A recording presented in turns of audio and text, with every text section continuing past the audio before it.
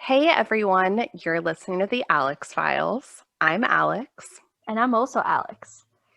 And we are coming to you live or pre-recorded. Episode 7. Are we in heaven? No. Whoa. Seventh Heaven. That was a good Seventh show. Heaven. It was a great show. And I'm just curious, like, what's going to happen when we don't have numbers to rhyme with? Like 14. Well, teen rhymes with bean. That's true. 14. 20, plenty. Hey-o. I have nothing. I have no lie. It's fine. It's fine. We're so excited today, and it's gonna, again, we're going all over the place with, and we're gonna never run out of things to talk about, but wanted to dive into a very big issue, body image today, thinking about what does that look like, specifically what our experience has been like as women in the world, and thinking about body image and, growing up in the kind of early 90s and what that looked like and how it shifted now, and how our relationship with our own bodies has maybe changed over the years. So this is big. Yeah, it's big and it's personal, and what we feel and think and experience is not going to be the same, but hopefully you can relate to some experiences and know that you're not alone with the challenges and the bright spots. And yeah, it's a topic. It's pretty heavy. I don't know if it's just for me personally or just like because I'm a woman and the way I feel my body is valued so highly, if it's a certain way. So lots to say about that. Yeah, so I guess the concept or like phrasing of body image, like what even is that? And I was curious about it because I think we use the term a lot and see it a lot, but I think it's hard to know like exactly what it means. So I Googled it. Okay, awesome. And went and it sort of took me to, it was like the National Center for Eating Disorders, which obviously has a lot to do with body image. So this is kind of how they describe it. Body image is how you see yourself when you look in the mirror or when you picture yourself in your mind. So it encompasses a couple things, more than a couple. What you believe about your own appearance, including your memories, assumptions, and generalizations. How you feel about your body, including your height, shape, and weight. How you experience or how you sense and control your body as you move in the world, and how you physically experience or feel just being in your body. So kind of lots of different things. It's, yeah, I think it can be easy to think of it as one thing, but it's so expansive and it's different for everyone, right? Like, yeah, we all have bodies, but they look different. They have different elements and they perform differently, and that's a challenge, I think, when the overwhelming desire is to fit into one type of thing in a way, an appearance that's seen on ads and magazines and movies. And when you look and you don't look like that because there's a million other beautiful ways to look, it can be very challenging. And there's so many things that go into that, like you just mentioned, that definition. It's not just your body, but how you move in it and how you see yourself in it, whether that's an accurate depiction. There's body dysmorphia and things like that. What do you like? How do you think it's different for women when we think of this idea of body image as a woman? What would you say about that? Well, I think a huge element to that is the gender construct of society. So I think it affects men in a different way that limits them to their gender. We both have that aspect, but I think for women, it's a lot more to the forefront. You're judged like it feels like 99% about how you look, how you dress, and there's kind of two edges to that coin. You can be beautiful or over sexualized, or you could be thin or seen as not the right figure for a woman or something, and it's so tough um to keep up. And I mean, what do you think about how that affects specifically women? Yeah, I mean, there's so many layers to it. I feel like there's just in general a double standard for women. Oh yeah. Men are in situations are seen as strong, whereas women are seen as um, dangerous or aggressive. And I think like an example of certainly pop cultural figures that we grew up with. Britney Spears versus like Christina Aguilera. And in the beginning, Britney being very like sort of wholesome and sweet and innocent and like virgin like. And then Christina sort of just throughout her career, I think, embracing that like sexualized, like taking control of it, like the dirty music video.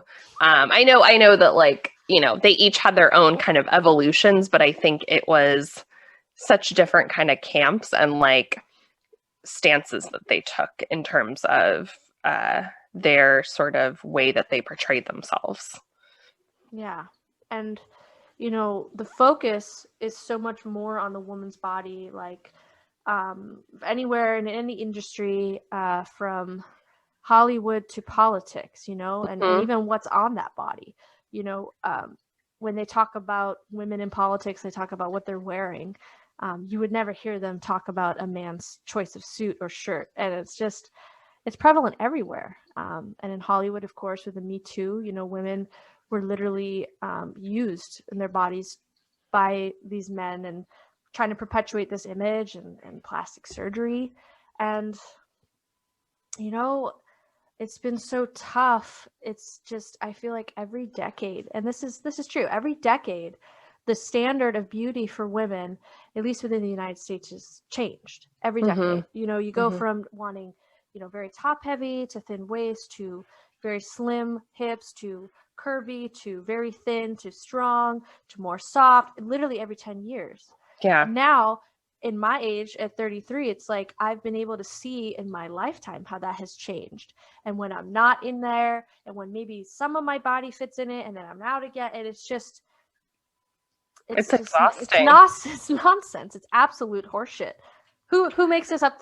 Makes this up? The magazines, like. I mean, I feel like the media and then I mean there's so many parts to it and I think, though being a woman versus being a man, the issues of race, like having just watched, I mean, not all of it, but at least the first hour of the Oprah, like Oh Meghan Markle interview and thinking about the way that, they juxtapose the image of Meghan pregnant, holding her baby bump and like cradling it, and how the media sort of tore her down and questioned her versus how they praised Kate in her pregnant kind of state and in such a different way. oh, it was It's unreal. weird.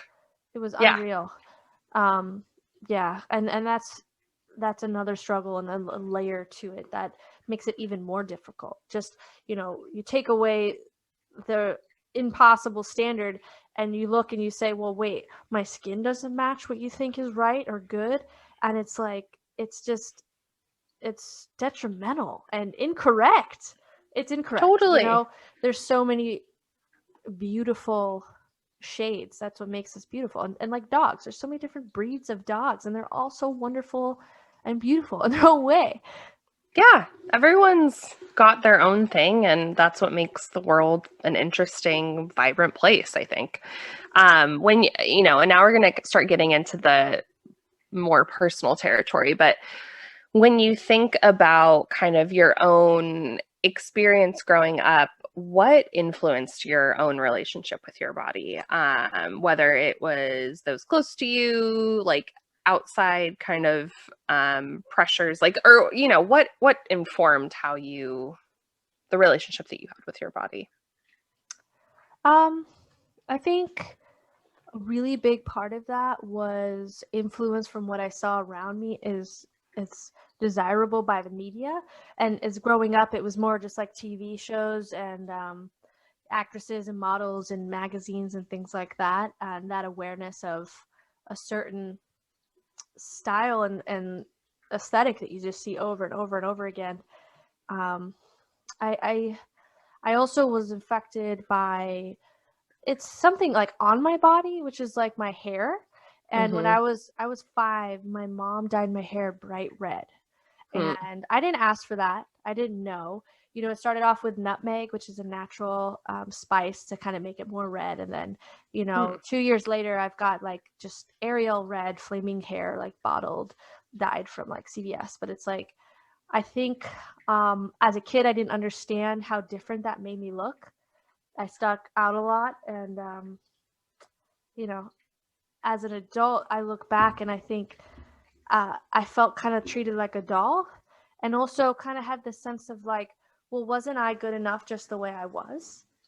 You Hmm. know, why did you have to change my hair? You know, was my hair not pretty the way it was? Was that not desirable? And so when I was 22, I decided to stop dyeing my hair, and I haven't dyed my hair in about 11 years. Wow. So I love my natural hair color, and sometimes people compliment me and ask me if it's dyed, and I say no. And it's like, it trips me out because I never thought that my hair was beautiful just the way it was. So embracing that part of my body has been great. Um, Also, I think my mom helped me because she was more comfortable with her body, and especially like how she dressed. I think Mm-hmm. how we dress is a big part of our body image and how confident we feel in our bodies and feel to express ourselves.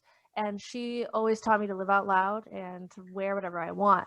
And I wear hats and pins and dresses and patterns and anything. And even to this day, I perform in my musical project in like a feathered Christmas tree rug thing.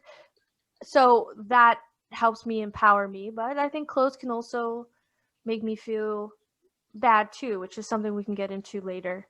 Hmm. And then also, I think the third thing would be music. I loved growing up with music, and as a young adult, I really wanted to make music and be a rock star. And just the sense of like, I'm going to play instruments and play shows and sing.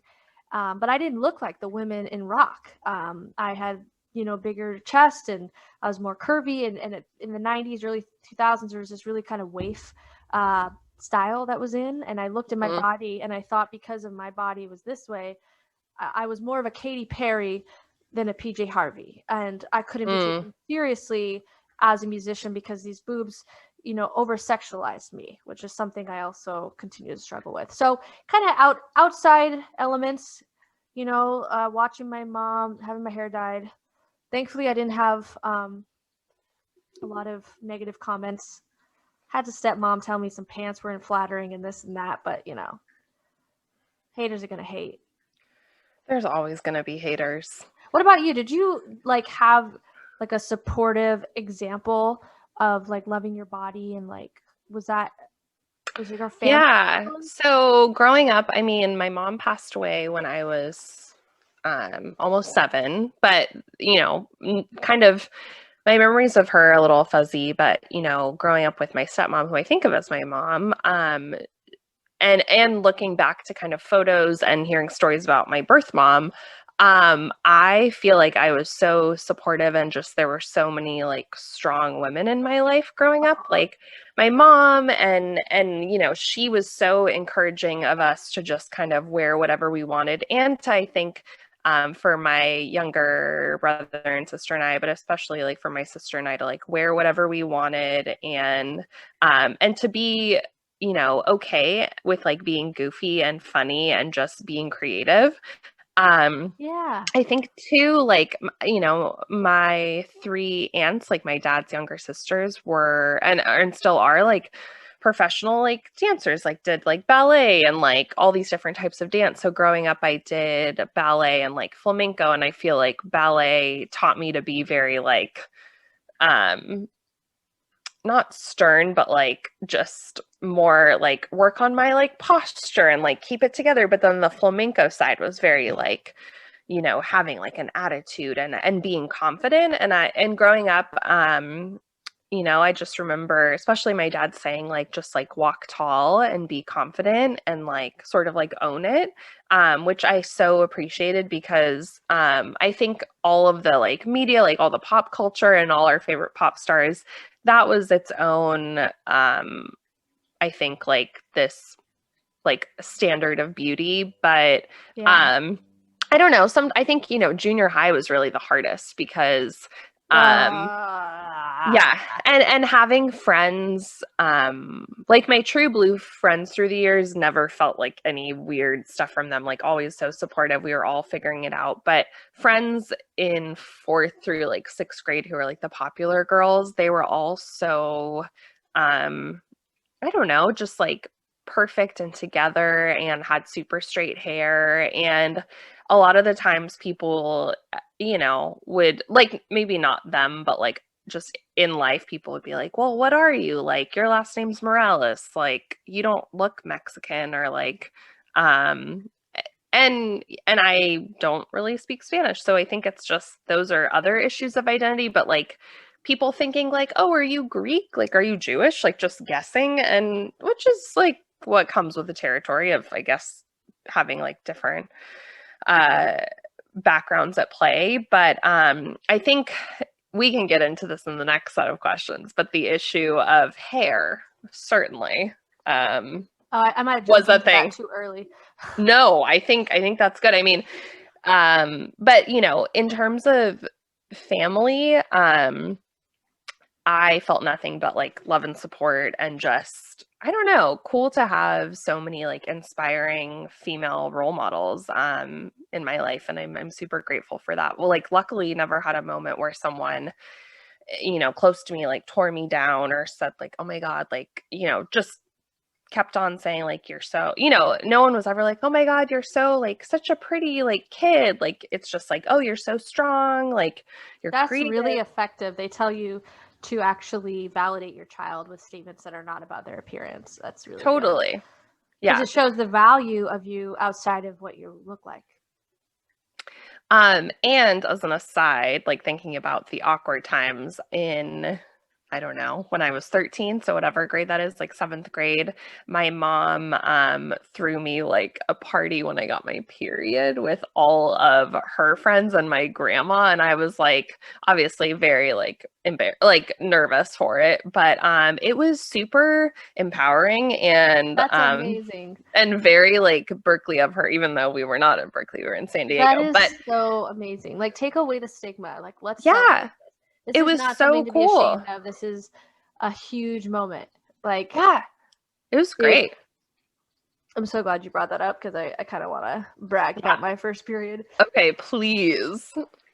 Buckingham Palace. What is where you had your first period? Yeah, I was in Buckingham Palace. I was touring with my dad and my brother in London, and I was 14, and it happened in the, like, you know, the tourist guest bathroom, but it was on the property.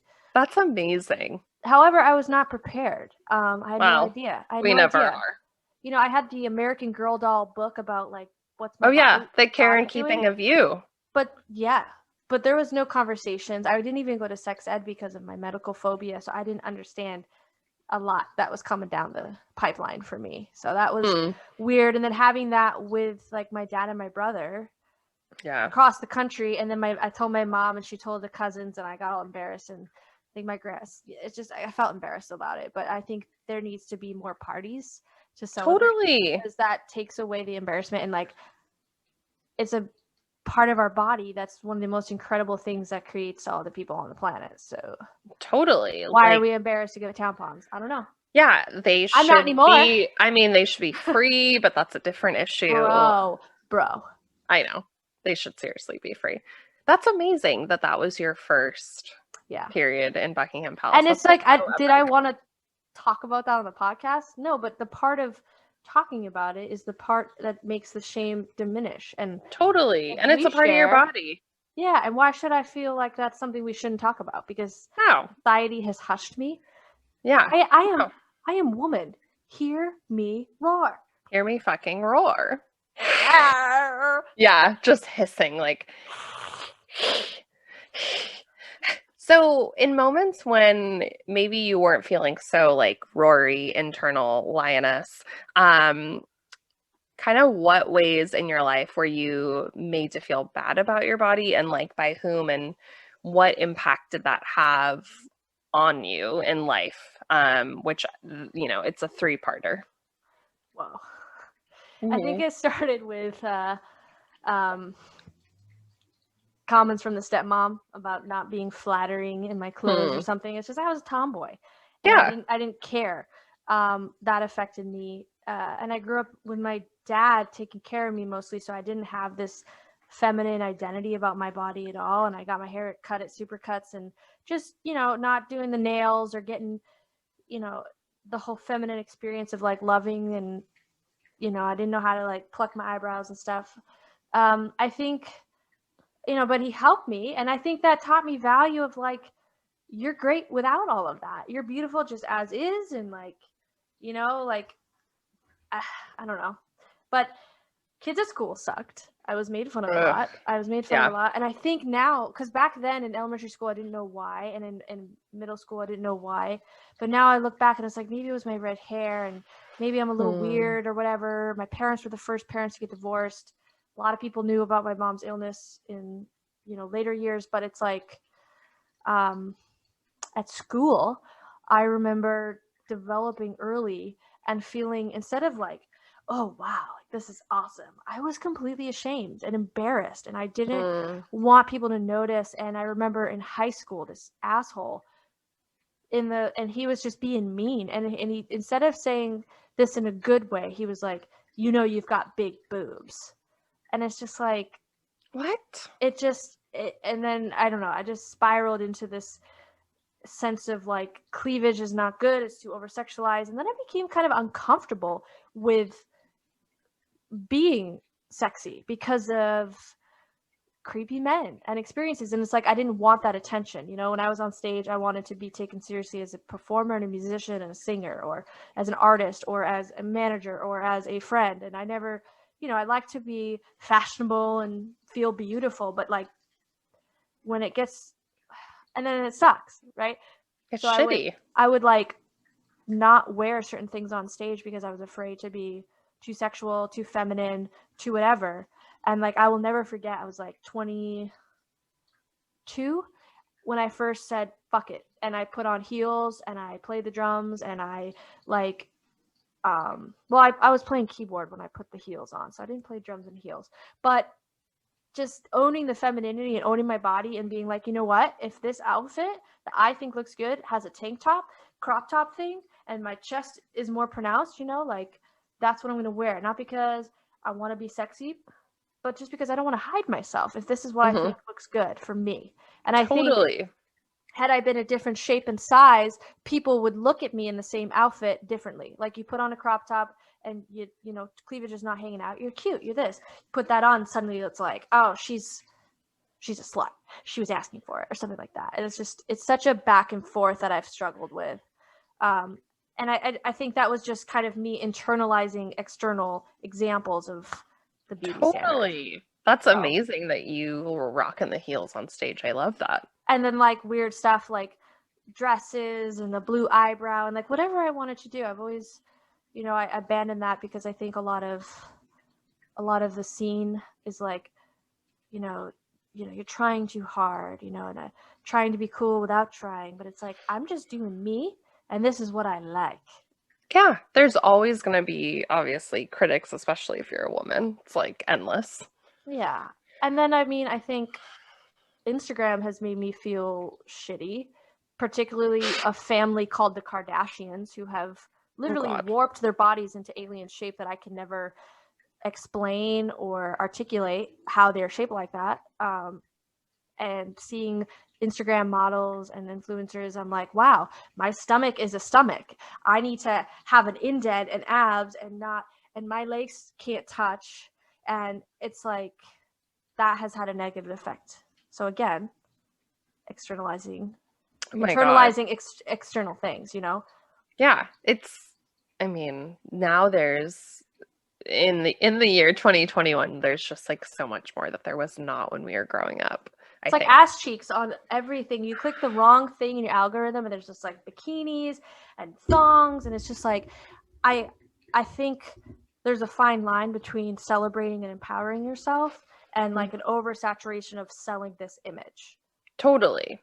Um, yeah, I guess I don't know. I mean, I definitely felt like supported growing up at home in terms of like body image stuff and just like I remember obviously feeling like all of us super awkward and uncomfortable in junior high when you're like, oh my God, like shaving your legs and all these things. And I remember even before that, in like the fifth grade, one of my friends at the time, very popular girl, Ashley Swink, shout out, who Well, was you were sort of, friends with a popular girl? I mean, well, I had switched schools, so I was new, so they sort of, pulled me in.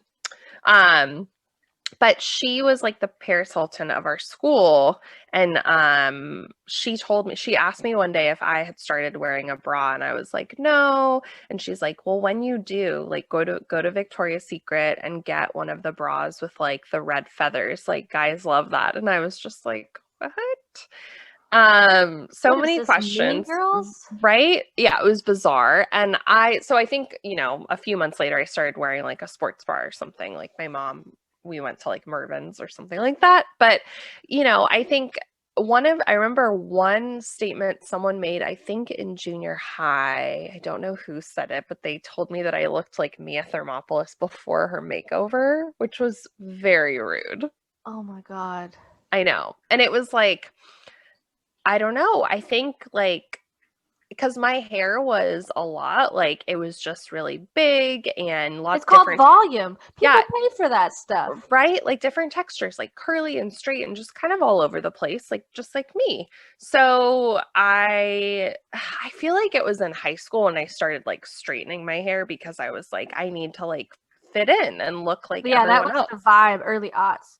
Right? I need to keep it straight and just, yeah, like go with everyone else, like don't stand out. And but the Mia Thermopolis comment was, I think that was like part of why I was like, I need to like blend in. Um, so it Oh. was really a hair thing. So And it then made you feel like you had to hide kind of too. Like, totally, totally. Like if you're gonna say that I look like this Princess of Genovia before she got all glam, because in the movie she gets made over and her hair is all like chemically straightened. yeah. And I mean, I just had a flat And in the iron, but movie, she's gorgeous the entire time because she's Anne Hathaway. So exactly. And I was thanks for the like, compliment. cool, like I have braces, it's fine. But I don't know. I mean, I think over the years, like, have sometimes felt like, oh, like my boobs aren't that big. That's kind of like, I mean, I've never thought about like getting work done, but I've been like, well, I don't know. That kind of like you want what you can't have, right? Like Right. I was reading your notes and I'm like, you damned if you do, you damned if you don't. You know, totally. Like it you know, doesn't it's really like matter. Yeah. And it's I hard think to wear. like in high school, I felt like I was able to embrace my sense of style and kind of wear whatever I wanted. But in college, and I think it was just living with like four other really good friends, like all girls, and just everyone was so supportive of each other and being open to just wearing whatever, especially to parties, and sort of reclaiming those outfits that maybe you would be seen as like, oh, she's like being slutty, or like, oh, this is like too much, but it's like, oh, we're gonna wear this and take or do our Yeah. own twist on it. And I mean, we did, and this is a separate issue of just Greek life culture, but I remember we went to a party and the theme, like a frat party, the theme was Walk of Shame. And Nope. we I know we all wore button down like men's, dress shirts and scrunched up our hair so it was very voluminous. And wore like shorts, but you couldn't see the shorts like because the shirt was covering it, and Yes. heels. Oh But yeah. there were like a pack of five of us, all roommates and friends walking to this party together. And I remember, and we were getting obviously lots of catcalls, but I remember feeling so empowered. I was like, this is what we're wearing. Like, deal with it. Yes. There can be such power in taking back the ownership, and whether it's sexuality or not, it's just the ownership and saying, I'm not going to Totally. feel this shame that is projected on me. I'm not going to feel bad that's projected on me, and the clothes just hit different when you Ugh. have that attitude. You walk Yeah. different, you fit different, and it's funny Right? because I have people come up to me and I'll be wearing a hat. I like hats, right? And they're like, Hmm. "Oh, I wish I could wear hats." And I'm like, "Guess what? You can. You have a head too. Just put it on." And guess what? You're wearing hats. You're pulling it off. It's about the attitude of what you're wearing. You know? Totally. And you have to bring that to it. And I think it's so obviously it's so easy to feel unsure of yourself. And even if a bunch of people tell you you look great, there's that one, again, like anything, there's that one negative comment or something from a long time ago that just comes like creeping back in. But at the end of the day, like life is short and you gotta just own it. Like we all have heads. Wear Put the on your hat. wear the hat. Put on your heels and strut. And Or take them off and run through the woods, whatever makes you happy. whatever, if you want to have like a Taylor Swift folklore moment, like do that. Loving that for her. Loving that for her. Stripping back the glam, finding Mhm. beauty in the natural stuff. I feel like that's been like my process throughout working at home for the last 7 years. Totally. Just way less eye makeup, not doing the eyebrow stuff, and just like maybe not wearing a bra that much. Right? But the thing is, you said something I want to just slide in on. Those comments that stick with you. You said you had this guy tell you that comment. The comment that sticks with me, I happen to still know the dude's name. His name was Joe Burns. And he told me in science class in 7th grade one day that my hands are chubby and that my fingers need to go on Jenny Craig. What the fuck is like wrong he with couldn't people? even like shade anything else, but like the fingers were no good. And I think that's just an example of just like no matter what, people in society are going to find something to pick apart, and it's just literally insane and bullshit. It's weird. Yeah, that's So I the got most 6 fingers. but I got of course, 6 thighs too, man. Like what? oh my God, yeah, same. It's just deal with it. I think that yeah, it's like the weirdest things I want to say in 1st or 2nd grade. So I have like a birthmark on my face that is like definitely like mellowed out over the years. It's like, I don't know. Well, I think it's in the shape of Africa, but it's something that I've always had. And when I was really little, in school, people were like, what is that on your face? Because you're kids and They don't know better. yeah. And I just, I don't know. I didn't feel bad about their comments, but I decided to like make up stories about what it was. So I remember I love that. so I told them I told them that 1, it was pig skin, which it is not. And 2, I told them that I had Freeman's disease, which is a disease I made up at the time. I was just like, I'm just Wow. gonna lie, like to make for the drama, Because there's no point. So like take back the ownership and just have fun with it. Like They're like, oh my God, you have Freeman's disease. I'm like, yeah, I'm fine. how are your like has your relationship with that changed as an adult? I think I try to be mindful like about the importance of wearing sunscreen because it's like a part of my face that like doesn't have pigmentation. But I think it's since over the years it just seems to have it not faded, like it's still there, but it's less noticeable now. I think, of course, in high school, and college and post college, I would wear like obviously like all of us like way more makeup than I'm wearing now. Like there would be like yeah, they kicked on like powder, like the powder from Sephora, like the under eye, like Mousse the matte, liner, yeah, CoverGirl, the lip glass, like just a lot going on. There was no contouring, but there was a lot of look. And now I'm like embracing in the past year, like just letting my hair do its thing, like not really wearing makeup. And I don't know. I think it's a good thing. It's amazing. And your hair looks phenom. Thank you. For those of us tuning in, yours also does. Oh, thank you. It's the Prose shampoo. We're not sponsored by Prose, but we aren't, but maybe someday. It's a great product. Personalized hair care to give you the best, softest, chemical-free hair. That And was an incredible, just a little advertorial you did there. reskin.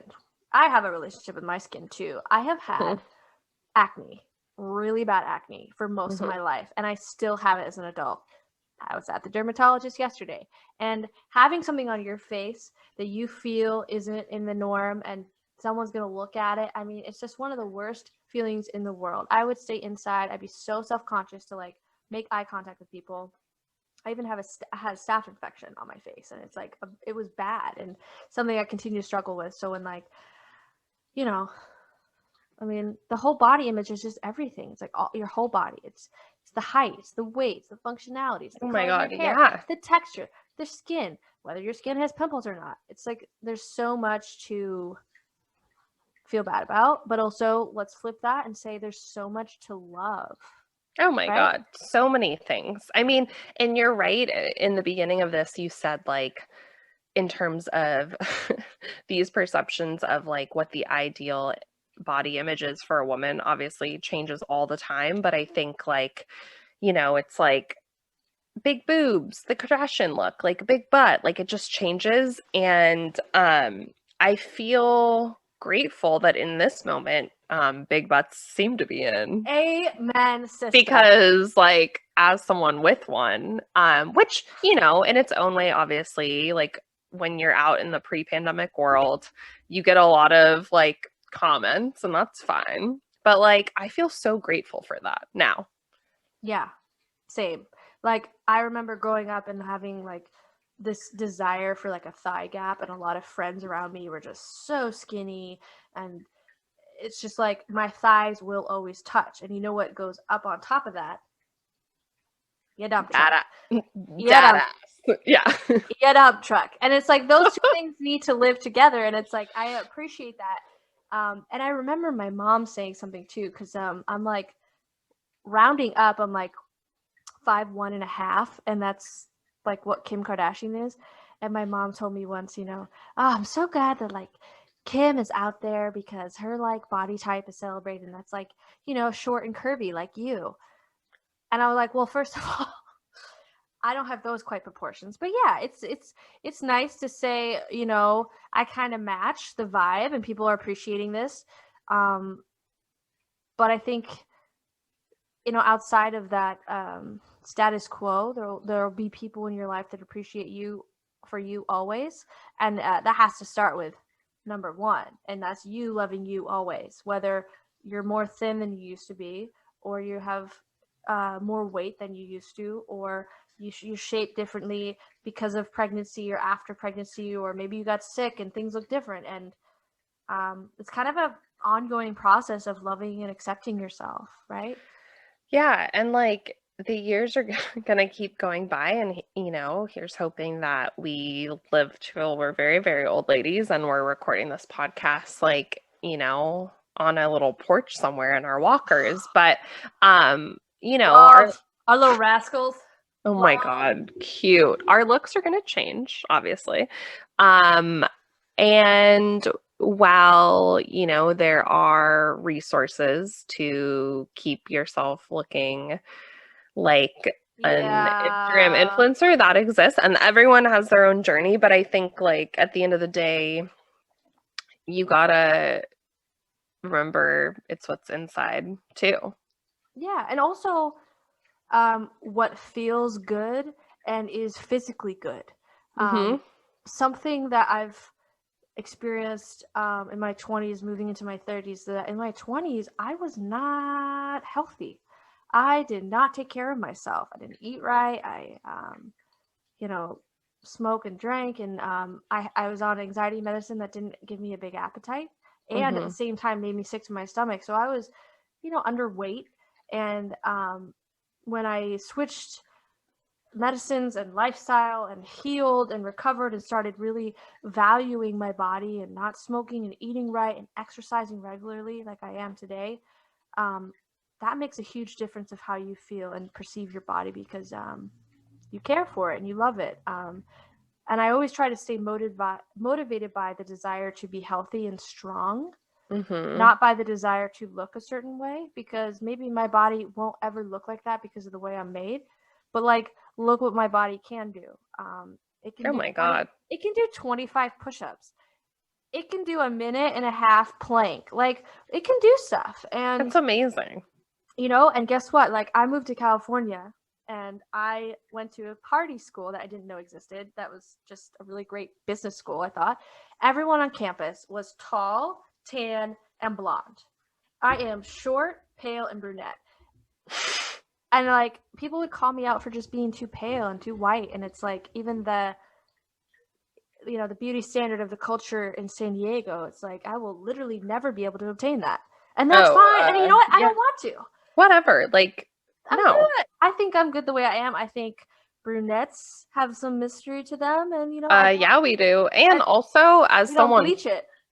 as a native San Diegan, I can say I never fit into that like beauty standard of whatever that's supposed to look like, because I would show up to surf camp and my whole face would be covered in zinc sunscreen, and I would be wearing a bucket hat. So I had bucket hats with all the pins on it. Yeah, and like to protect my skin so I didn't get skin cancer. Yeah. Always in the shade, in a giant shirt, wearing I'll have 2 towels, one towel to lay on and one towel to cover me completely. Because even with SPF 70, and like, people won't believe me until they see it. They're like, "Oh, you're good. So we're only out for 15 minutes," and I'm like, literally, I catch on fire. And I'm wearing 70 all day, and then I go inside and I'm still like a red lobster. So. Oh, the red lobster. Well, a red Maine lobster. And people will be like, "Oh, well, you should just do a base. Oh, well, if you wear 30 and sit out. Oh, well, you know what I want to hear? How about, oh, well, you're beautiful the way you are. Why don't you moisturize and protect your skin so you don't get burnt?" How about that? Like, I guess I want to ask you, like, we grew up in the same era, and how do you think that the world / society has sort of changed for women in terms of body image and what we're fed, the ideal body image? And I know that like social plays obviously a role in this, but curious to get your take. So I think there's 2 things happening. One thing that sucks and one thing that's really great. And the one thing that sucks that's going on is that technology is continuing to perpetuate unrealistic standards of beauty, and Hollywood and some shows are continuing to perpetuate, this very whitewashed version of, families on TV and not including people. And I think that's grown as social media has, and you flip through TikTok. We talked about this, the internet, how like these teenage girls just look like perfect models, and it's kind of an overwhelming thing where you look around social and it's just all of these images that you don't match. So that's intense, and I think that has gotten worse. We can look at images all day on our phone now and not just through a magazine at the grocery store. Mm-hmm. The thing that is good that is happening, that hasn't happened in a long time, and I hope keeps just getting momentum, is inclusivity. And that's seeing different body types, different skin tones, different hair, different styles, different gender identities being represented on brands, movies, shows. Mm-hmm. I was recently looking at a bra today, Knix.com, and just the models, they just look like human beings. And I just loved clicking on these images, because sometimes you'd be clicking on these images of these supermodels and it's like, well, I won't look like that in this. And it's not setting me up to feel great. But then I look and see a woman or whoever empowered in these ads being included.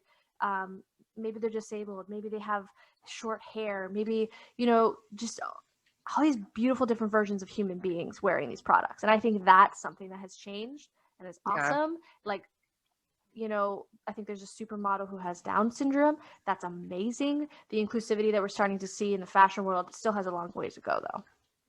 And totally. Hollywood, it feels like an even starker contrast of things. Like there's this one side that's like becoming so inclusive, and there's representation in all these different sort of not genres, but like all these different industries, which is so refreshing and I think so needed.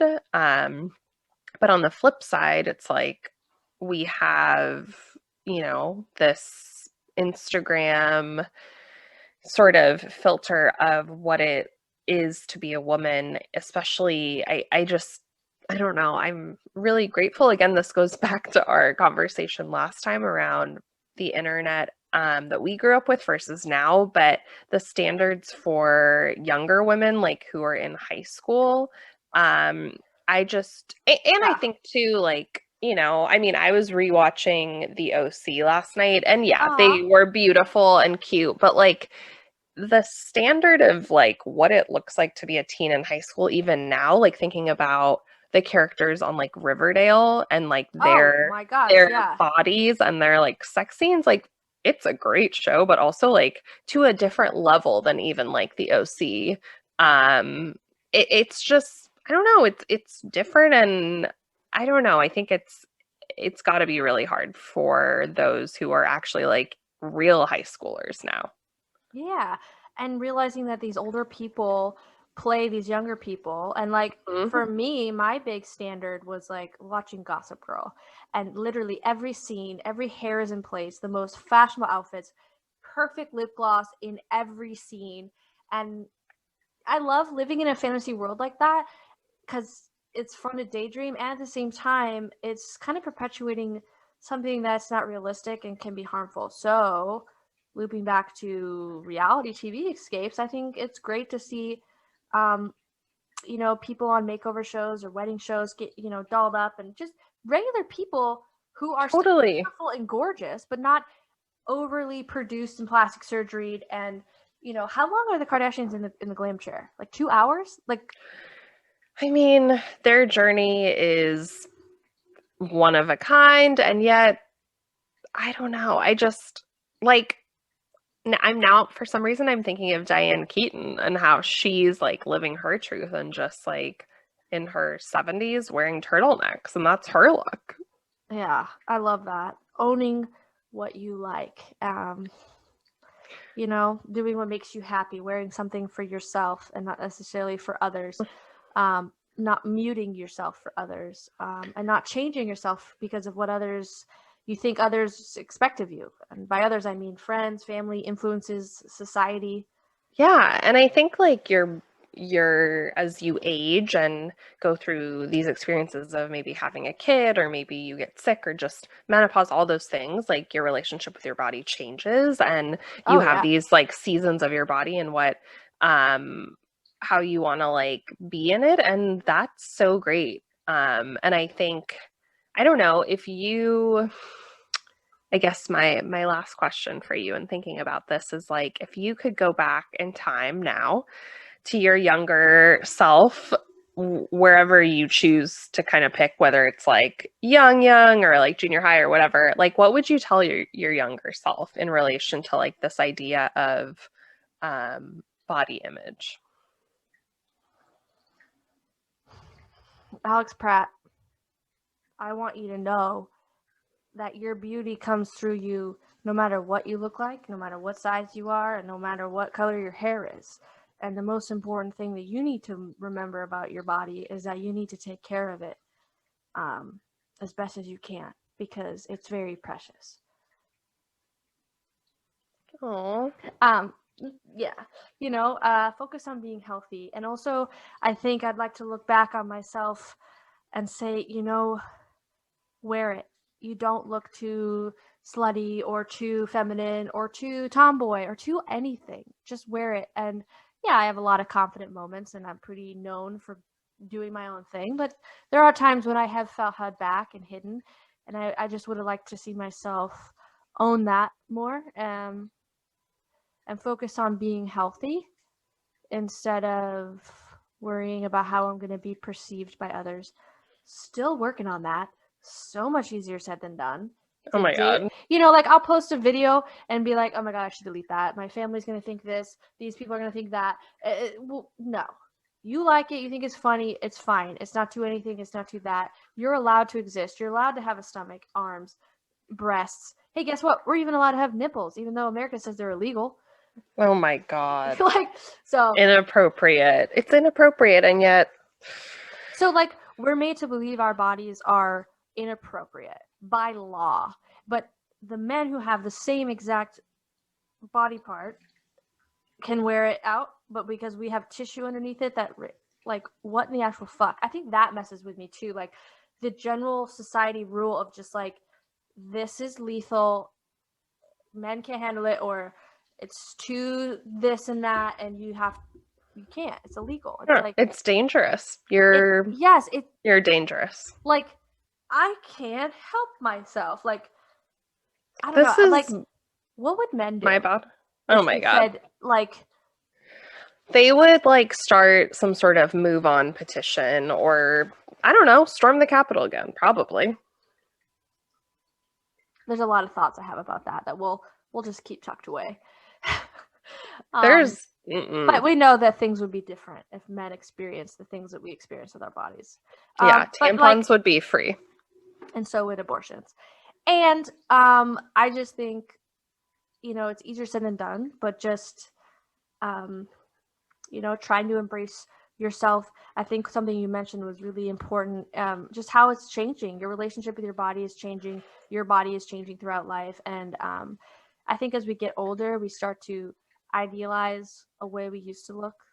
Maybe we were in better shape or thinner, or our hair wasn't gray, or we had less wrinkles. And, that's something I worry about, thinking about, will I still be loved? Will my, man still think I'm beautiful? But, well, I think I'm beautiful too, because society doesn't allow you to age, and it's like, I want to age gracefully, and wrinkles and all, signs that I've been here healthy and long enough to have experienced it. So yeah, what about you, young Alex? Yeah. Oh, young Alex. What I would say to young Alex, I would say, like, keep doing you, keep being goofy, and making all the silly, like, music videos with your brother and sister and your siblings. And sometimes people are going to say some things to you like, you look like Mia Thermopolis pre-makeover, or someone once said to me in my early 20s, you look like someone on the street in the gas lamp. He was like, you look like that one girl on Flight of the Conchords who was like the stalker. And I was thinking like, okay, like the funny one on the show.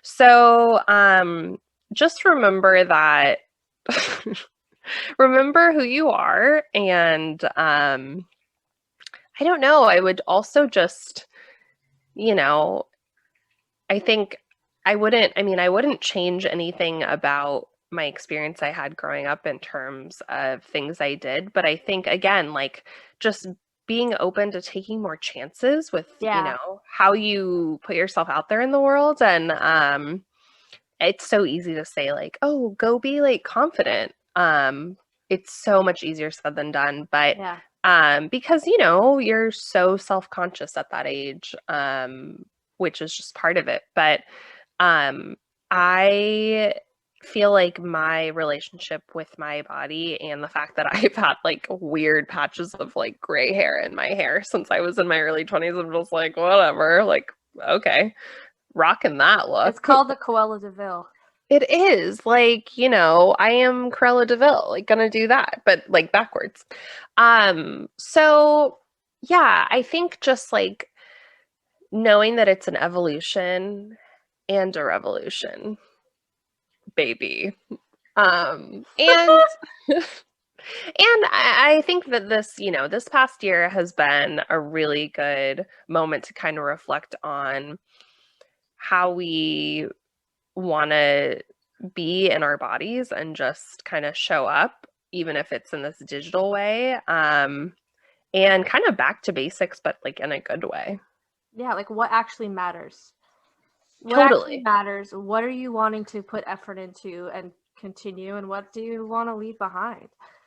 And hopefully, others have experienced that evolution of like dressing themselves down for the work at home, and peeling off the fake eyelashes or the bra, the heels, the pantyhose, or the tie, or however you have to project this image out for your professional career. You can let your work speak for itself when you're on the computer a little bit more. So, right? And like, no one's gonna see what pants you're wearing or not.